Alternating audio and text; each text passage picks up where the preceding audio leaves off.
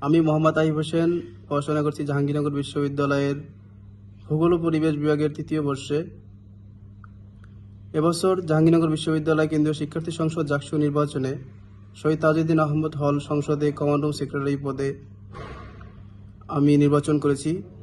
আমার প্রাপ্ত ভোট সংখ্যা ৩০২।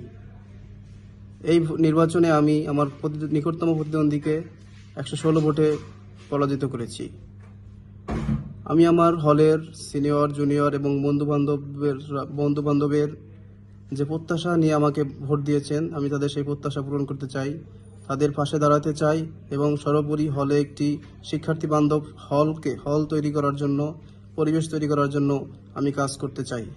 এছাড়া আমার জন্মভূমি মেহেন্দিগঞ্জের সকল মানুষের হয়ে কাজ করতে চাই, সকল মানুষের দোয়া চাই, তাদের সুখে দুঃখে তাদের পাশে দাঁড়াতে চাই এবং মেহেন্দিগঞ্জে যে অবহেলিত মানুষ রয়েছেন তাদের জন্য, তাদের হয়ে আমি আমার কণ্ঠকে উচ্চারিত করতে চাই।